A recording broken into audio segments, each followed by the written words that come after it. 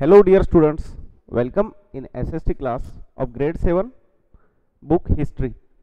Dear students, as we all know, in previous video we have completed chapter number 5. Now in this video we are going to start our new chapter, which is chapter number 6. Here you can see chapter number 6, and the name of chapter is towns, traders and craft persons. Okay, towns का मतलब होता है शहरें या फिर शहर, traders का मतलब होता है व्यापारी, और क्राफ्ट पर्सन्स मीन्स शिल्पकार. ओके, शहर, व्यापार और शिल्पकार, इनके बारे में इस लेसन में हम जानकारी लेंगे. ओके बच्चों, now let's move to our first line. What would a traveler visiting a medieval town expect to find? अब देखिए, किसी शहर में जाने के बाद कोई ट्रैवलर यानी कि कोई प्रवासी क्या ढूंढता है. This would depend on what kind of a town it was. अब कोई इंसान या फिर कोई ट्रैवलर जब किसी शहर में जाता है तो वहां पर उस शहर को देखकर वो कुछ चीज़ों को ढूंढने का प्रयास करता है या फिर वहां पर एक कंक्लूजन लगाने का प्रयास करता है कि इस शहर में कौन कौन से काम होते होंगे, है ना. A temple town, an administrative center, a commercial town or a port town, to name just some possibilities.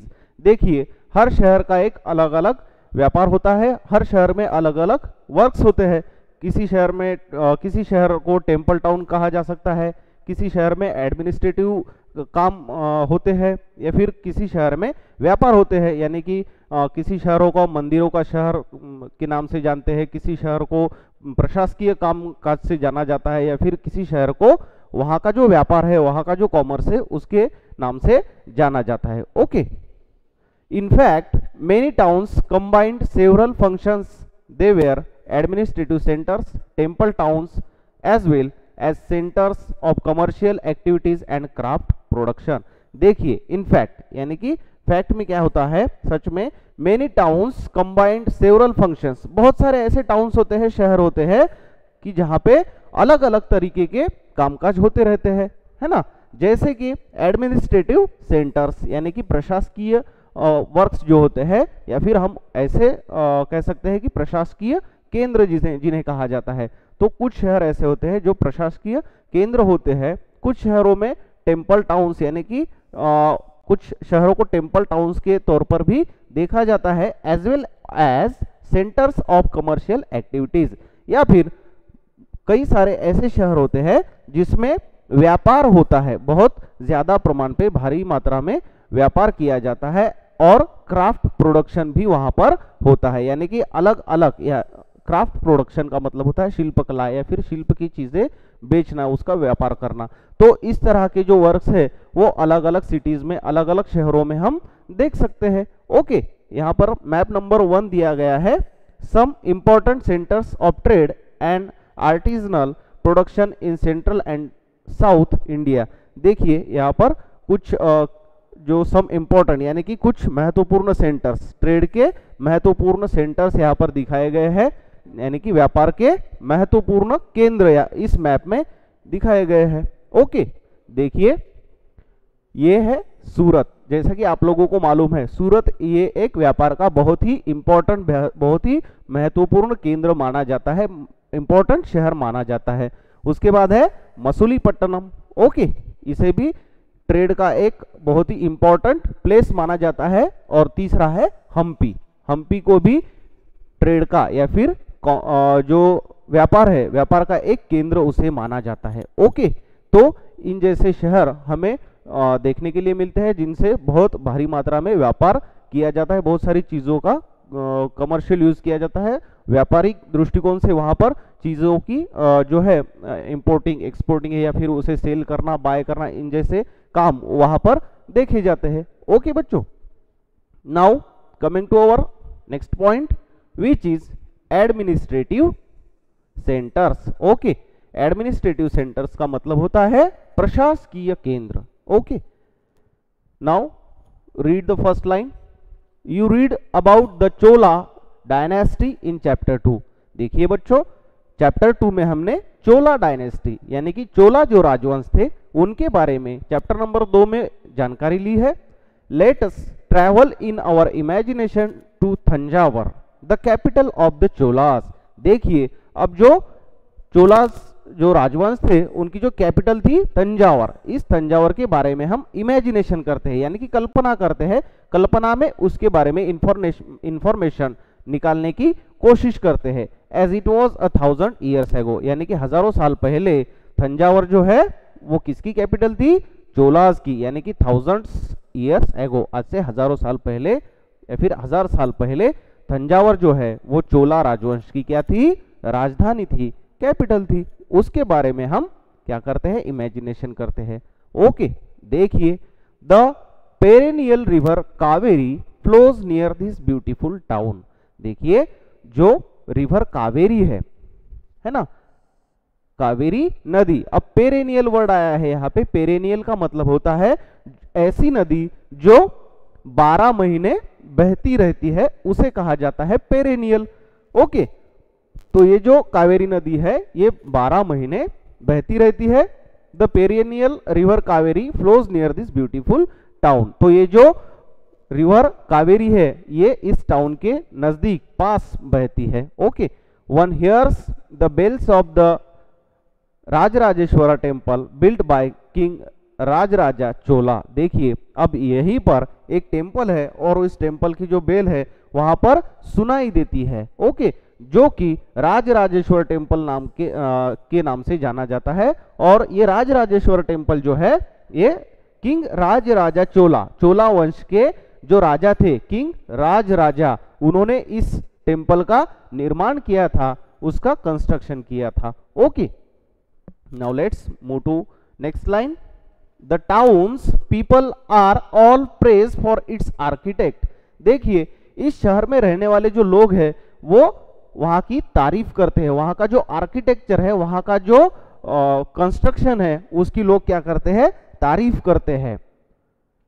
कुंजरा Mallan Rajaraja Perunthachan who has proudly carved his name on the temple wall. अब वहां पर एक राजा थे जिनका नाम क्या था? कुंजरा मल्लन राजराजा पेरुंतचच्चन, वो एक राजा का नाम था। उन्होंने क्या किया था? देखिए उनका एक नाम जो है वो कार्विंग किया था, वहां पर शिलालेख में लिखा था ऑन द टेम्पल वॉल। वहां का जो मंदिर था उस मंदिर पे अपना नाम उन्होंने वहां पर लिखवाया था। इनसाइड अ मैसिव शिवलिंग, और उस मंदिर में क्या था? एक भव्य दिव्य शिवलिंग वहां पे देखने के लिए मिलता था। बिसाइड द टेम्पल, देखिए वहां पर टेम्पल के पास there are palaces with mandapas और पवेलियंस, और उसी मंदिरों के पास राजाओं के पैलेसेस रहते थे।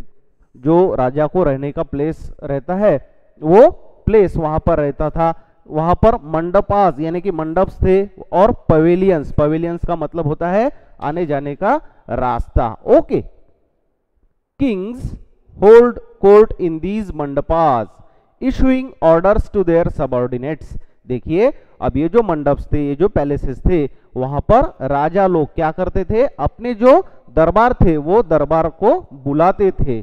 There are also barracks for the army, और वहां पर आर्मी यानी कि जो सैन्य के जवान रहते थे, राजा की जो आर्मी रहती थी उनके लिए बैरक्स की व्यवस्था रहती थी, यानी कि सैन्य वहां पर रखने के लिए एक अलग से एक पर्टिकुलर प्लेस वहां पर बनाया गया था, या फिर वहां पर सैन्य की मौजूदगी हुआ करती थी। Okay, now coming to the next line. The town is bustling with market selling grain, spices, cloth and jewellery.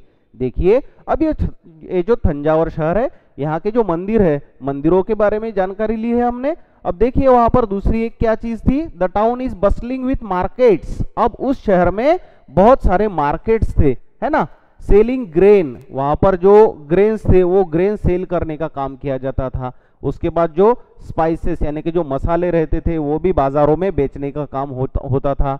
उसके बाद क्लोथ्स यानी कि लोगों को पहनने के लिए जो भी क्लोथ्स की जरूरत रहती है वो क्लोथ भी उस बाजारों में बेचे जाते थे, और उसी के साथ ज्वेलरी भी वहां पर सेल की जाती थी। ओके, तो वहां पर अलग अलग तरीके से एक कॉमर्स किया जाता था, व्यापार किया जाता था, और मार्केट्स में अलग अलग different types of things they sell in that market. Okay, now C water supply for the town comes from well and tanks. देखिए अब उसी शहर को, तंजावर शहर को जो पानी की सप्लाई थी वो कहां से आती थी, एक तो वेल से आती थी या फिर जो बड़े बड़े तालाब रहते थे उन तालाबों से शहर को पानी सप्लाई किया जाता था.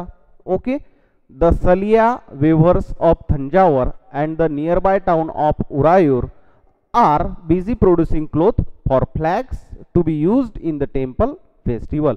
देखिए अब जो सलिया वेवर्स थे, वहां के जो वेवर्स थे वो क्या करते थे, उस शहर के Uraiyur are busy producing cloth for flags. वो वहां पर मंदिरों पर लगाने के लिए जो फ्लैग्स रहते थे या फिर पैलेसेस पे लगाने के लिए जो फ्लैग्स की जरूरत रहती थी वो फ्लैग्स बनाने का काम करते थे. टेम्पल्स यानी कि टेम्पल फेस्टिवल, मंदिरों में जो भी कुछ उत्सव होते थे, फेस्टिवल होते थे, वहां पर जो फ्लैग्स की नीड रहती थी वो फ्लैग्स वो लोग बनाते थे. Fine cottons for the king, और जो बहुत ही अच्छे तरीके से कॉटन के कपड़े किंग के लिए यानी कि राजा के लिए वो बनाते थे. एंड कोर्स कॉटन, और कोर्स कॉटन किसके लिए बनाते थे, फॉर द मैसेस. मैसेस यानी कि आम जनता जो थी, प्रजा जो थी, प्रजा के लिए भी वहां पर कपड़े तैयार किए जाते थे. Some distance away at Swamimalai the sthapatis or sculptors are making exquisite bronze idols and tall ornamental bell metal lamps. और जो बाकी के लोग थे वो बहुत सारी जो धातुएं की चीजें थी वो बनाने का काम करते थे. जैसे कि डिस्टेंस अवे एट सवाई मलाई, सवाई मलाई में देखिए क्या जो स्थापित थे वो क्या करते थे, sculptors are making exquisite bronze idols, and bronze idol जो थे यानी कि ब्रॉन्ज से बनी हुई जो भी कुछ मूर्तियां रहती थी, स्टैचूज रहती थी, वो बनाने का काम करते थे. ऑर्नामेंटल बेल मेटल लैम्प्स, और ऑर्नामेंटल जो बेल्स रहती थी, मंदिरों में जो घंटियां बजती थी, उन्हें बनाने का काम भी इन लोगों के द्वारा किया जाता था. ओके, तो यहां पर ये पॉइंट हमने देखा है. Now we will see our next point which is temple towns and pilgrimage centres. Okay, temple towns यानी कि कुछ ऐसे शहर जहां पर मंदिर पाए गए, और पिलग्रिमेज का मतलब होता है तीर्थ स्थल. ओके, जो भी कुछ उन दिनों के तीर्थ स्थल या फिर तीर्थ स्थल के केंद्र कौन कौन से थे, इनके बारे में इस पॉइंट में हम जानकारी लेंगे. ओके, टेम्पल टाउन्स यानी कि मंदिरों के शहर, पिलग्रिमेज सेंटर तीर्थ स्थल के केंद्र कौन कौन से थे, इसके बारे में इस पॉइंट में जानकारी लेंगे. Okay, now see the first line. Thanjavur is also an example of a temple town. Thanjavur शहर जो था वो एक टेम्पल टाउन के नाम से भी जाना जाता था, क्योंकि वहां पर बहुत सारे मंदिरों का कंस्ट्रक्शन किया गया था, और वो जो मंदिर थे वो बहुत ही ह्यूज थे और अट्रैक्टिव थे. Temple towns represent a very important pattern of urbanisation. देखिए टेम्पल टाउन्स क्या रिप्रेजेंट करते थे, a very important pattern of urbanisation, यानी कि शहरीकरण का एक उम्दा उदाहरण वहां पर टेम्पल पेश करते थे.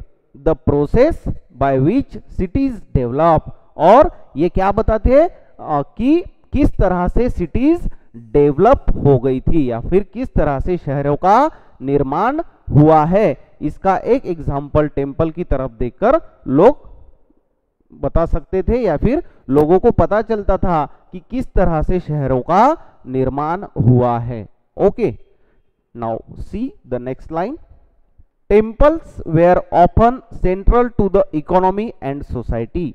देखिए अब ये जो टेम्पल्स थे, मंदिर थे, यहाँ पर सब लोग इकट्ठा होते थे, अपनी जो भक्ति है, जो पूजा है, वो सब वहां पर करते थे, जो भी कुछ रिचुअल्स वर्क होते थे वहां पर वो करते थे. Okay, temples were often central to the economy and society. ये जो टेम्पल्स थे ये किसका सेंटर था, इकोनॉमी, वहां की जो आर्थिक स्थिति थी उसका, और जो सामाजिक जीवन था उसका भी एक सेंटर पॉइंट कौन सा था, वहां के मंदिर.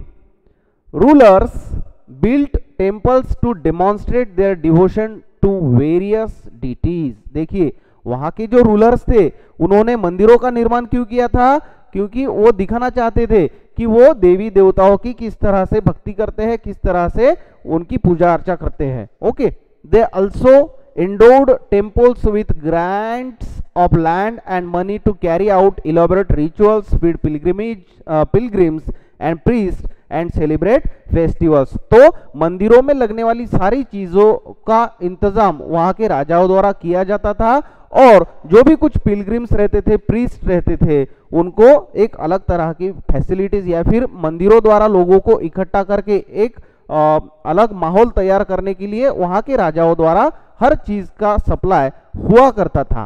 Pilgrims who flocked to the temples also made donations. अब वहां पर जो तीर्थयात्री आते थे वो भी मंदिरों में क्या करते थे, अपना दान दिया करते थे।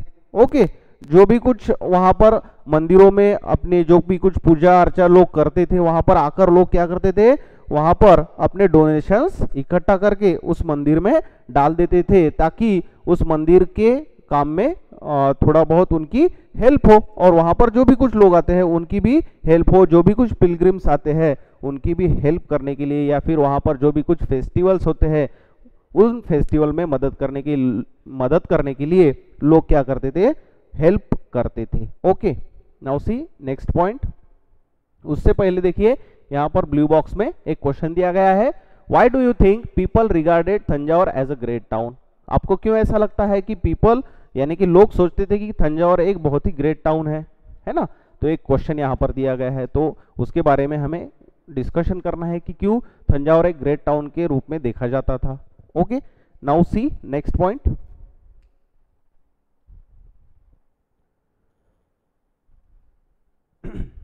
देखिए यहां पर एक बॉक्स दिया गया है, bronze, bell metal and the lost wax technique. Okay, अब ये जो एक बॉक्स दिया गया है इसमें इंफॉर्मेशन दी गई है कि तत्कालीन समय में जो भी कुछ मूर्तियां बनाई जाती थी वो किस तरह से बनाई जाती थी, इसके बारे में एक इंफॉर्मेशन दी गई है। सबसे पहले तो मैं ये पार्ट पढ़ता हूं और शॉर्ट में आपको बताता हूं कि तत्कालीन समय में किस तरह से मूर्तियों का निर्माण किया जाता था। ओके, देखिए, bronze is an alloy containing copper and tin. देखिए ब्रॉन्ज में क्या होता है, कॉपर एंड टीन, कॉपर और टीन मिक्स होता है। Bell metal contains a greater proportion of tin than other kinds of bronze, this produces a bell like sound. अब ये जो मेटल होता है ये बेल तैयार करने के लिए, यानी कि जो घंटी होती है मंदिरों में बजाने की, उसको तैयार करने के लिए इसका इस्तेमाल किया जाता है। अब ये लॉस्ट वैक्स टेक्निक क्या है, देखिए, Chola bronze statues were made using the lost wax technique. अब चोला जो राजवंश था, चोला राजवंश में इस लॉस्ट वैक्स टेक्निक का इस्तेमाल करके स्टैचूज बनाए जाते थे, है ना। देखिए किस तरह से बनाए जाते थे। देखिए, first an image was made of wax. देखिए जो मोम होता है तो उस मोम से क्या करते थे, पहले एक इमेज तैयार करते थे। This was covered with clay and allowed to dry. फिर उसको एक मिट्टी से, क्ले से उसे ढका जाता था और उसे सूखने के लिए छोड़ दिया जाता था। Next it was heated and a tiny hole was made in the clay cover. फिर बाद में ये सूखने के बाद उसे हीट किया जाता था, यानी कि गर्म किया जाता था, और वो जो क्ले था, वो जो मिट्टी से बना हुआ उसका शेप था, उसमें एक होल किया जाता था, है ना। The molten wax was drained out through this hole. और फिर वैक्स को गर्म करके इस मिट्टी में बने हुए होल से उस वैक्स को बाहर निकाला जाता था। Then molten metal was poured into the clay mold through the hole. Once the metal cooled and solidified, the clay cover was carefully removed and the image was cleaned and polished. देखिए किस तरह से मूर्ति तैयार की जाती थी। सबसे पहले तो वैक्स से उसकी इमेज तैयार की जाती थी, यानी कि मोम से उसकी इमेज तैयार की जाती थी। मोम से उस जो स्टैचू है उस स्टैचू का आकार बना के मोम से उसे तैयार किया जाता था। फिर उस मोम के ऊपर मिट्टी से उस आकार की, उस स्टैचू के आकार की मिट्टी उसको लगाई जाती थी, और फिर बाद में वो जो मिट्टी है, वो जो स्टैचू है, उसे ड्राई किया जाता था, सुखाया जाता था। फिर बाद में वो सूखने के बाद उस मिट्टी में एक छेद किया जाता था, होल किया जाता था, और उस मोम को फिर गर्म किया जाता था, और हीट होने के वजह से वो जो मिट्टी के अंदर मोम से बना हुआ स्टैचू था वो मोम उस होल से बाहर आ जाता था, और फिर वो मोम बाहर आ जाने के बाद एक मोल्टन मेटल उस होल से अंदर डाला जाता था, और उस मिट्टी का जो शेप था जो कि स्टैचू के आकार का रहता है, उस होल में वो मेटल डालने के बाद उस स्टैचू का जो आकार है वो तैयार हो जाता था, उसे सुखाया जाता था, उसे कूल किया जाता था, और बाद में वो ठंडा होने के बाद या फिर वो सॉलिडिफाइड होने के बाद उस क्ले कवर को यानी कि मिट्टी के कवर को निकाला जाता था, रिमूव किया जाता था, और बाद में जो अंदर क्या बचता था, फिर एक मेटल बचता था जिससे एक स्टैचू तैयार हो जाता था। और वो स्टैचू किस तरह के रहते थे, यहाँ पर आप देख सकते हो कि इस तरह के स्टैचूज वो क्ले से बनाते थे, वैक्स का इस्तेमाल करके बनाते थे। इसी को कहा जाता था लॉस्ट वैक्स टेक्निक, यानी कि पहले मोम से बनाया जाता था, फिर मोम को पिघलाकर उस खाली जगह में मेटल को डाल दिया जाता था, और उस मेटल को उस स्टैचू का शेप दिया जाता था। ओके, देखिए नेक्स्ट है temple authorities used their wealth to finance trade and banking. देखिए वहां के मंदिरों को जो अथॉरिटीज रहती थी, मंदिरों को चलाने वाले जो भी कुछ लोग थे, वो क्या करते थे, used their wealth to finance trade and banking.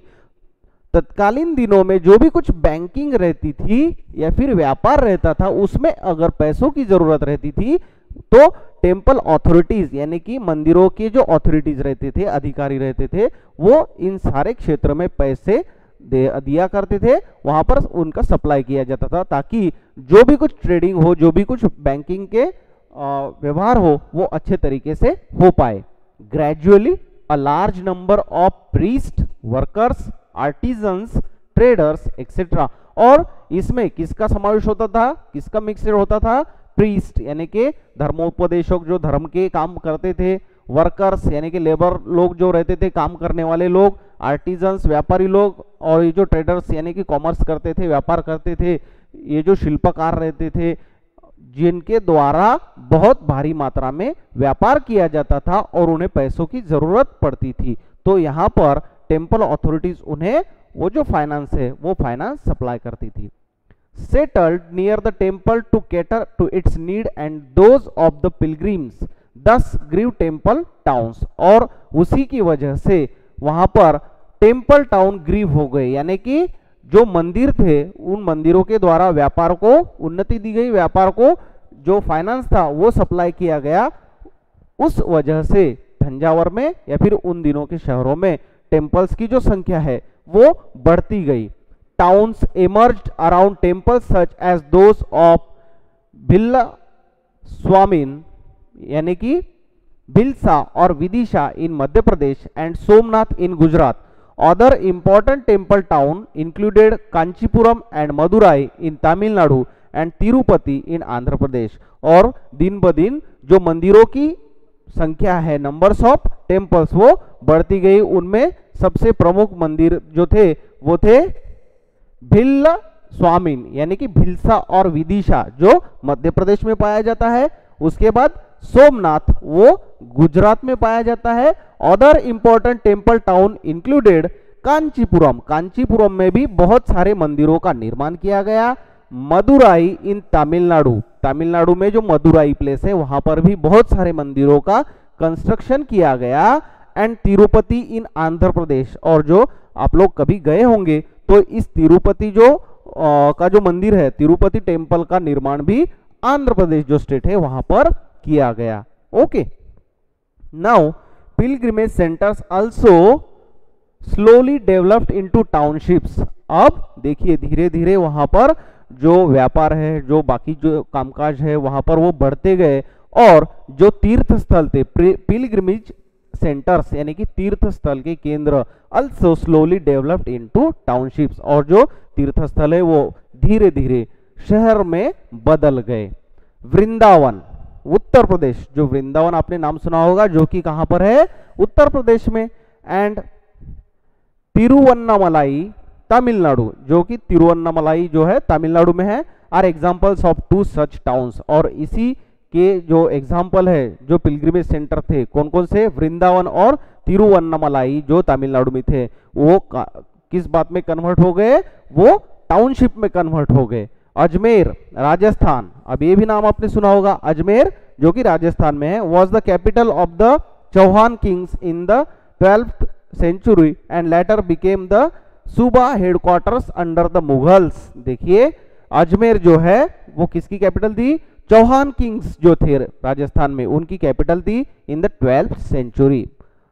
लगभग 12th सेंचुरी में ये जो अजमेर है ये चौहान किंग्स की कैपिटल थी। एंड लेटर बिकेम सूबा हेडक्वार्टर्स, और उसके बाद में वो एक सूबा हेडक्वार्टर बन गया अंडर द मुगल्स। मुगलों का साम्राज्य आने के बाद ये जो अजमेर है ये सूबा हेडक्वार्टर के तौर पर जाना जाने लगा, उसे देखा जाने लगा। It provides an excellent example of religious coexistence, और ये जो अजमेर है, अजमेर को बहुत सारे लोग जाते हैं, वो एक पिलग्रिमेज सेंटर के तौर पर देखा जाता है। ये क्या प्रोवाइड करता है, excellent example of religious coexistence. जो भी कुछ रिलीजियस यानी कि धार्मिक भावनाएं जो है वो इससे देखी जा सकती है, वहां पर लोग जाते हैं, पिलग्रिम्स वहां पर जाते हैं।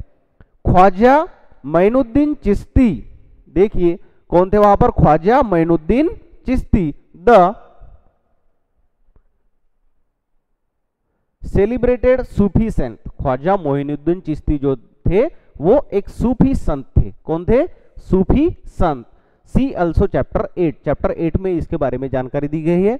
Who settled there in the 12th century. अब ये जो ख्वाजा मोइनुद्दीन चिश्ती थे वो अजमेर में कब सिचुएट हो गए थे, 12th सेंचुरी में। 12वीं शताब्दी जो थी, 12वीं शताब्दी में ख्वाजा मोइनुद्दीन चिश्ती अजमेर में स्थित हुए थे। इसकी वजह से अजमेर को एक रिलीजियस सेंटर माना जाता है, जहां पर पिलग्रिम्स यानी कि तीर्थ स्थल पे जाने वाले जो भी कुछ लोग हैं उनकी जो संख्या है वो बहुत भारी मात्रा में है। Attracted devotees from all creeds, और वहां पर सारी जगहों से लोग जाते हैं। Near Ajmer is a lake Pushkar which has attracted pilgrims from ancient times, और वहीं पर अजमेर में एक लेक है, तालाब है, जो बहुत ही फेमस तालाब के तौर पर देखा जाता है। उस तालाब का नाम है पुष्कर। पुष्कर सरोवर के नाम को आपने कभी सुना होगा। तो ये जो पुष्कर सरोवर है, लेक है, तालाब है, वो वहां पर फेमस है। Which has attracted pilgrims from ancient times, बहुत ही एंशिएंट टाइम यानी कि पुराने जमाने से पिलग्रिम्स यानी कि वहां पर जाने वाले जो भी कुछ भक्त है, जो भी कुछ लोग है, पिलग्रिम्स है, उनको वो क्या करता है, अट्रैक्ट करता है। वो बहुत ही लुभावना है। ओके, देखिए ब्लू बॉक्स में क्या दिया गया है, make a list of towns in your district. अब आपके डिस्ट्रिक्ट में कितने टाउन्स है उसकी लिस्ट आपको तैयार करनी है। And try to classify these as administrative centres, और उन्हें क्लासीफाई करिए, उन्हें डिवाइड करिए कि कौन से टाउन जनरल है और कौन से टाउन्स एडमिनिस्ट्रेटिव सेंटर्स है। और एज टेम्पल पिलग्रिम सेंटर्स, और कहां पर पिलग्रिम सेंटर्स है, कहां पर टेम्पल्स ज्यादा मात्रा में है, इनकी एक लिस्ट आपको तैयार करनी है। ओके, तो बच्चों यहां पर हमने ये लेसन पढ़ा है, इसकी जानकारी देखी है। I hope you all understand this information very well.